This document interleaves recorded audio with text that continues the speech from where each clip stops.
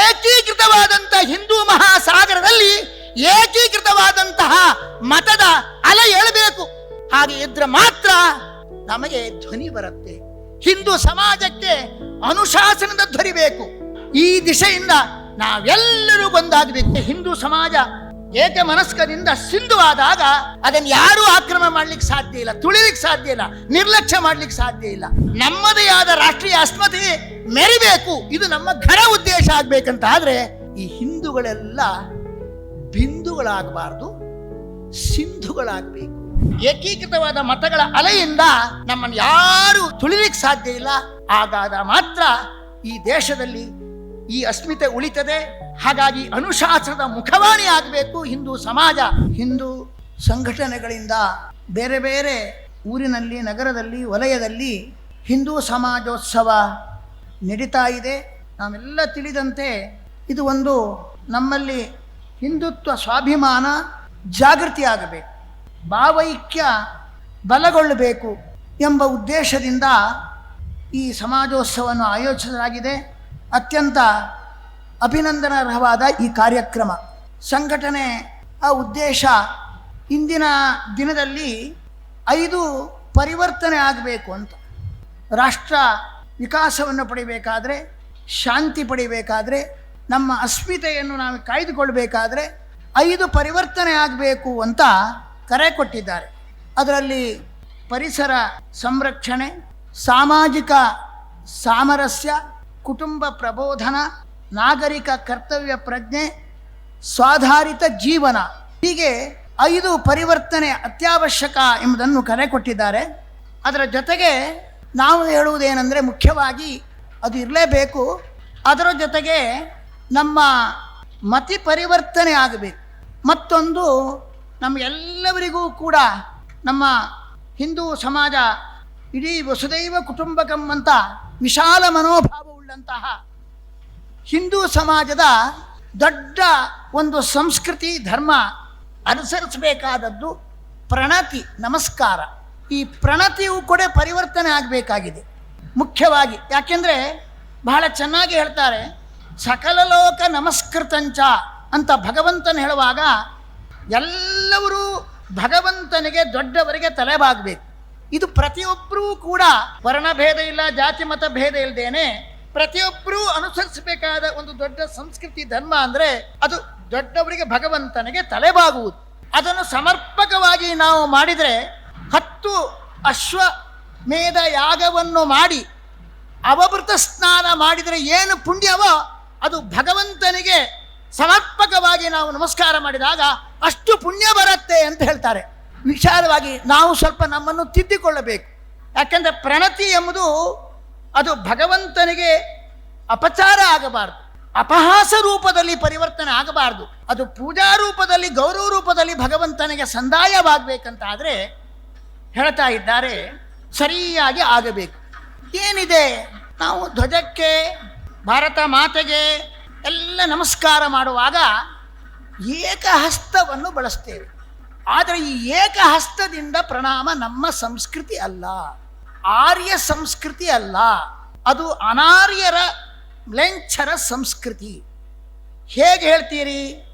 ಎಲ್ಲ ಏಕಹಸ್ತ ನಮಸ್ಕಾರ ಮಾಡಿದರೆ ಅದು ಅಪಹಾಸ ಅಂತ ನಮಗೆ ಗೊತ್ತಿಲ್ಲ. ಭಾಗವತದಲ್ಲಿ ಹೇಳ್ತಾರೆ, ಹಿರಣ್ಯಾಕ್ಷ ತಾನು ಯುದ್ಧ ಮಾಡಬೇಕು, ನನ್ನ ಪ್ರತಿವೀರನ್ನು ಹುಡುಕ್ತಾ ಹೋಗ್ತಾ ಇದ್ದಾನೆ.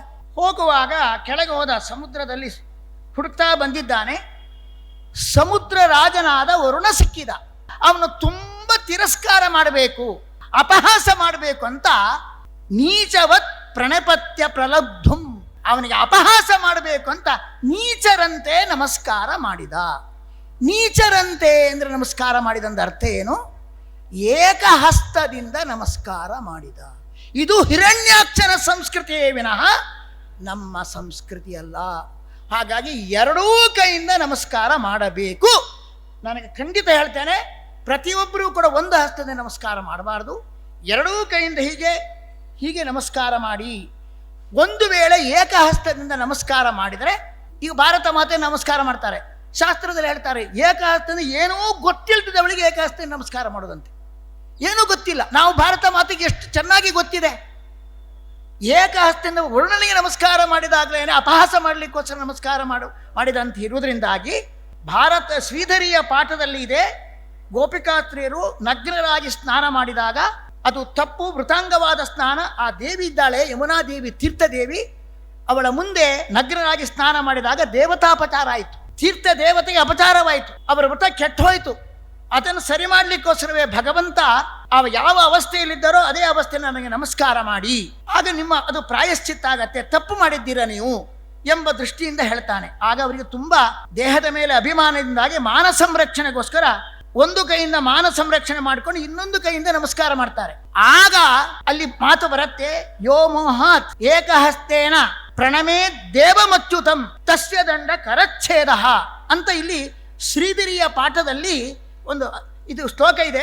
ಅದರಲ್ಲಿ ಭಾಗವತ ಪಾಠದಲ್ಲಿ ಅದರಲ್ಲಿ ಏಕಹಸ್ತದಿಂದ ಅವರು ನಮಸ್ಕಾರ ಮಾಡಿದಾಗ ಇದು ಸರಿಯಲ್ಲ, ಇದು ದೊಡ್ಡ ಶಿಕ್ಷಾರ್ಹವಾದ ಅಪರಾಧ. ಹಿರಣ್ಯಕಶಿಪು ವರುಣನಿಗೆ ಮಾಡಿದಂತೆ ಏಕಹಸ್ತದ ಅಪಚಾರ, ಅದು ಅಪಹಾಸದ ನಮಸ್ಕಾರ ಅಂತ ಎರಡೂ ಕೈಯಿಂದ ನಮಸ್ಕಾರ ಮಾಡಬೇಕು ನಮ್ಮ ಸಂಸ್ಕೃತಿ. ಯಾಕಂದ್ರೆ ಎಷ್ಟೋ ದಿವಸದಿಂದ ನಾವು ಮಾಡ್ಕೊಂಡು ಬಂದಿರಬಹುದು.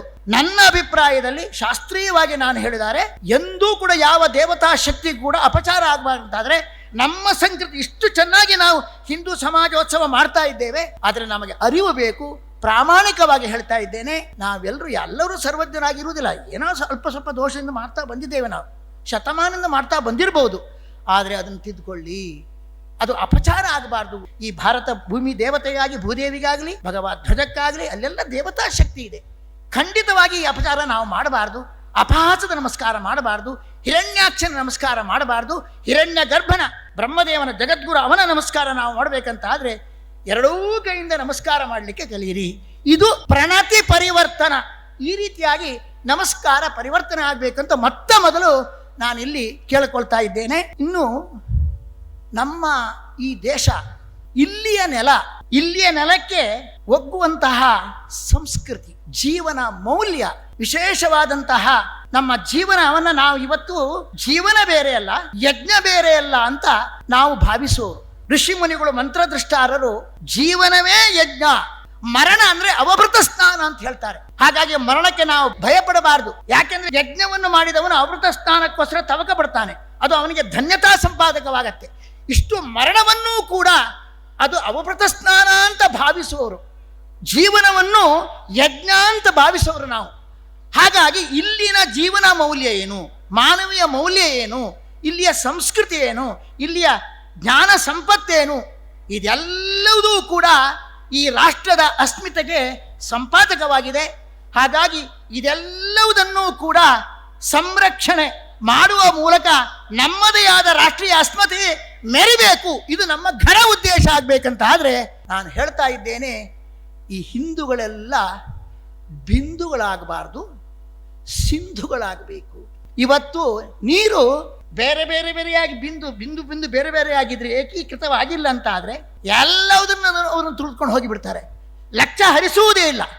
ಆದರೆ ಏಕತ್ರ ಸಮುದ್ರ ಪಾತ್ರದಲ್ಲಿ ನಾನಾ ನದಿಗಳ ಬಿಂದುಗಳು ಏಕೀಕೃತವಾದಾಗ ಅದು ಸಿಂಧು ಆಗತ್ತೆ. ಸಿಂಧುವನ್ನು ಯಾರೂ ತುಳಿಲಿಕ್ಕೆ ಸಾಧ್ಯ ಇಲ್ಲ, ಅದನ್ನು ಯಾದರೂ ಆಕ್ರಮಣ ಮಾಡಲಿಕ್ಕೆ ಸಾಧ್ಯ ಇಲ್ಲ. ಇವತ್ತೆಲ್ಲವೂ ಕೂಡ ನಮ್ಮ ದೌರ್ಬಲ್ಯ ಅಂದರೆ ಯುಕ್ತಾಹ ಹಿಂದವ ಸರ್ವೇ ಬಿಂದವೋ ಅಭಿಭವಾಸ್ಪದಾಹ. ನಾವೆಲ್ಲ ವಿಯುಕ್ತರಾಗಿದ್ದೇವೆ, ಮಾನಸಿಕವಾಗಿ ನಮ್ಮಲ್ಲಿ ಸಂಘಟನೆ ಇಲ್ಲ, ಒಟ್ಟಿಗೆ ಕುತ್ಕೊಂಡಿರ್ಬೋದು, ಮಾನಸಿಕವಾಗಿ ನಾವು ಏಕೀಕೃತರಾಗಲೇ ಇಲ್ಲ. ಆದ್ದರಿಂದಾಗಿ ವಿಯುಕ್ತರಾಗಿದ್ದೇವೆ. ಆದ್ದರಿಂದಾಗಿ ನದಿಯ ಬಿಂದುವಿನಂತೆ ನಾವೆಲ್ಲ ಇವತ್ತು ಬಿಂದು ಆಗಿದ್ದೇವೆ. ಹೇಗೆ ಬಿಂದು ಆದರೆ ಎಲ್ಲರೂ ಕೂಡ ನಮ್ಮನ್ನು ತುಳಿತಾರೆ. ಹಾಗಾಗಿ ಅಭಿಭವಾಸ್ಪದಾಹ, ವಿಘಟನೆ ಆದ್ರಿಂದಾಗಿ ಎಲ್ಲರ ತುಳಿತಕ್ಕೂ ನಾವು ಒಳಗಾಗಿದ್ದೇವೆ. ನಮ್ಮನ್ನು ನಿರ್ಲಕ್ಷ್ಯ ಮಾಡ್ತಾ ಇದೆ ಎಲ್ಲವೂ ಕೂಡ. ಆದ್ರಿಂದಾಗಿ ನಾವು ಇವತ್ತು ಹಿಂದೂ ಅದು ಸಿಂಧು ಆಗಬೇಕಾದ್ರೆ ಸಂಯುಕ್ತ ಸಿಂಧವ ಸರ್ವೇ ದುರ್ಧರ್ಷಾಹ ಸುಮತೋರ್ಮಯ. ಆದರೆ ಇದೇ ಹಿಂದೂಗಳು ಮತ್ತೈಕ್ಯವನ್ನು ಹೊಂದಿದಾಗ ಆವಾಗ ಅವರು ದುರ್ಧರ್ಷ, ಸಮುದ್ರವನ್ನು ಯಾರೂ ಕೂಡ ಬಲಾತ್ಕಾರ ಮಾಡಲಿಕ್ಕೆ, ಅದನ್ನು ತುಳಿಲಿಕ್ಕೆ, ಆಕ್ರಮಣ ಮಾಡಲಿಕ್ಕೆ ಸಾಧ್ಯ ಇಲ್ಲ. ಹಾಗೆ ಹಿಂದೂ ಸಮಾಜ ಏಕಮನಸ್ಕದಿಂದ ಸಿಂಧು ಆದಾಗ ಅದು ದುರ್ಧರ್ಷ, ಅದನ್ನು ಯಾರೂ ಆಕ್ರಮಣ ಮಾಡಲಿಕ್ಕೆ ಸಾಧ್ಯ ಇಲ್ಲ, ತುಳಿಲಿಕ್ಕೆ ಸಾಧ್ಯ ಇಲ್ಲ, ನಿರ್ಲಕ್ಷ್ಯ ಮಾಡಲಿಕ್ಕೆ ಸಾಧ್ಯ ಇಲ್ಲ. ಅದು ಯಾವಾಗ ಸುಮತ ಊರ್ಮಯ, ನಾನು ಹೇಳ್ತೇನೆ, ನಮ್ಮ ಮತಿ ಪರಿವರ್ತನೆ ಆಗಬೇಕು, ಮತ ಪರಿವರ್ತನೆ ಆಗಬೇಕು. ಏಕೀಕೃತವಾದಂಥ ಹಿಂದೂ ಮಹಾಸಾಗರದಲ್ಲಿ ಏಕೀಕೃತವಾದಂತಹ ಮತದ ಅಲೆ ಏಳಬೇಕು. ಹಾಗೆ ಇದ್ರೆ ಮಾತ್ರ ನಮಗೆ ಧ್ವನಿ ಬರುತ್ತೆ. ಹಿಂದೂ ಸಮಾಜಕ್ಕೆ ಅನುಶಾಸನದ ಧ್ವನಿ ಬೇಕು. ಸರ್ಕಾರವನ್ನಾಗಲಿ ನಮ್ಮ ಅಸ್ಮಿತೆಯನ್ನು ನಾವು ರಕ್ಷಣೆ ಮಾಡಿಕೊಳ್ಬೇಕು. ಅದಕ್ಕೆ ಯಾವುದೇ ರೀತಿಯಲ್ಲಿ ಆಡಳಿತದಿಂದ ಯಾವುದರಿಂದಾಗಿಯೂ ನಮಗೆ ತೊಂದರೆ ಬರಬಾರ್ದಂತಾದರೆ ಅದಕ್ಕೆ ಎಚ್ಚರ ಕೊಡ್ತಕ್ಕಂತಹ ಅನುಶಾಸನ ಮಾಡುವ ಮುಖವಾಣಿ ಆಗಬೇಕು ಹಿಂದೂ ಸಮಾಜ ಅಂತ ನಾನು ಹೇಳ್ತಾ ಇದ್ದಾರೆ. ಮಹಾಭಾರತದಲ್ಲಿ ಅನುಶಾಸನ ಪರ್ವ, ಶಾಂತಿ ಪರ್ವ ಒಟ್ಟಿಗೆ ಇದೆ. ಅಂದರೆ ಇದಿದ್ರೆ ಅನುಶಾಸನ ಪರ್ವ, ಶಾಂತಿ ಪರ್ವವನ್ನು ಒಟ್ಟು ಮಾಡಿದ್ದಾರೆ. ಇದರ ಅರ್ಥ ಏನು? ಎಲ್ಲಿ ಅನುಶಾಸನ ಪವರ್ ಇರುತ್ತೋ ಅಲ್ಲಿ ಶಾಂತಿಯ ಪವರ್ ನೆಲೆಸಲಿಕ್ಕೆ ಸಾಧ್ಯ. ಇವತ್ತು ನಮ್ಮ ಏಕೀಕೃತವಾದಂತಹ ಹಿಂದೂ ಸಮಾಜ ಇದ್ರೆ ಮಾತ್ರ, ಏಕೀಕೃತವಾದ ಮತಗಳ ಅಲೆಯಿಂದ ನಮ್ಮನ್ನು ಯಾರು, ಯಾವ ಸರ್ಕಾರವು ಯಾವುದು ತುಳಿಲಿಕ್ಕೆ ಸಾಧ್ಯ ಇಲ್ಲ. ಆಗಾಗ ಮಾತ್ರ ಈ ದೇಶದಲ್ಲಿ ಈ ಅಸ್ಮಿತೆ ಉಳಿತದೆ. ಹಾಗಾಗಿ ಅನುಶಾಸನದ ಮುಖವಾಣಿ ಆಗಬೇಕು ಹಿಂದೂ ಸಮಾಜ ಅಂತಾದರೆ ಏಕಮನಸ್ಕನಿಂದ ಮಾತ್ರ ಸಾಧ್ಯ. ಮತೈಕ್ಯದಿಂದ ಮಾತ್ರ ಏಕೀಕೃತವಾದಂತಹ ಮತಗಳ ಅಲೆ ಹಿಂದೂ ಮಹಾಸಾಗರದಲ್ಲಿ ಏಳಲಿಕ್ಕೆ ಸಾಧ್ಯ. ಈ ದಿಶೆಯಿಂದ ನಾವೆಲ್ಲರೂ ಒಂದಾಗಬೇಕು. ದೊಡ್ಡ ಇದು ಬಹಳ ಕಷ್ಟ ಉಂಟು. ಆದರೂ ನಾವು ವಿಶೇಷವಾಗಿ ಹಿಂದುಳಿದ ವರ್ಗದವರು, ಬೇರೆ ಬೇರೆ ವರ್ಗದ ಪರಿಶಿಷ್ಟ ವರ್ಗದವರು ಎಲ್ಲರಲ್ಲಿಯೂ ಕೂಡ ಸ್ನೇಹ ಸಾಮರಸ್ಯವನ್ನು ಹೊಂದುವುದು ಮುಖ್ಯವಾಗತ್ತೆ.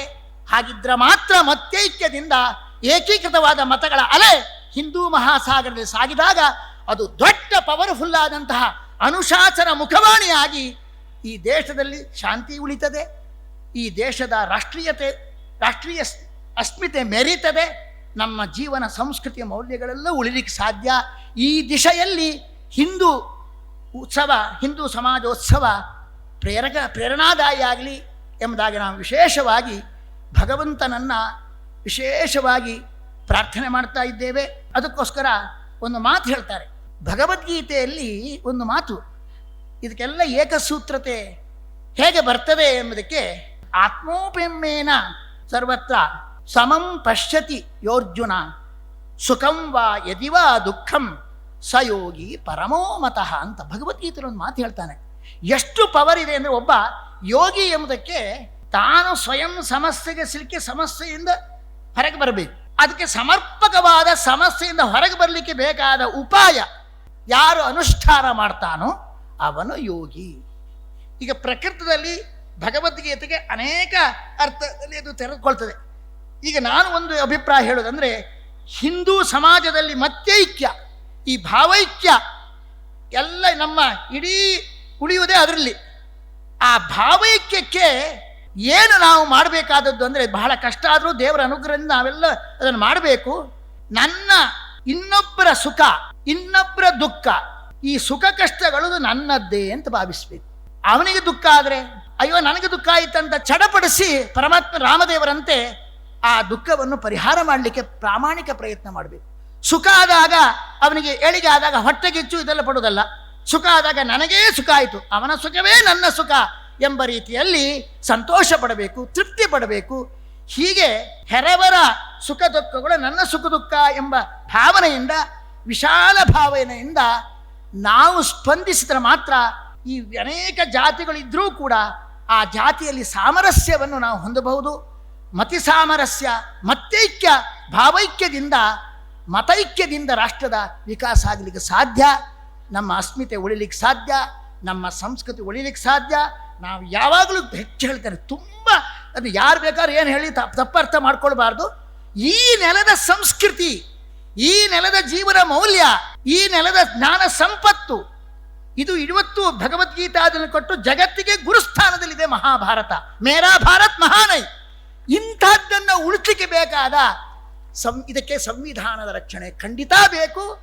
ಆ ರೀತಿಯಲ್ಲಿ ಸಂವಿಧಾನ ರಕ್ಷಣೆಯಿಂದ ನಾವು ಇದನ್ನೆಲ್ಲ ಉಳಿಸ್ಕೊಳ್ಬೇಕಾದ್ರೆ ಮತೈಕ್ಯ, ಭಾವೈಕ್ಯ, ಮತೈಕ್ಯ ಅತ್ಯಗತ್ಯ ಅಂತ ಹೇಳ್ತಾ ನಮ್ಮ ಮಾತನ್ನು ಕೃಷ್ಣಾರ್ಪಣೆ.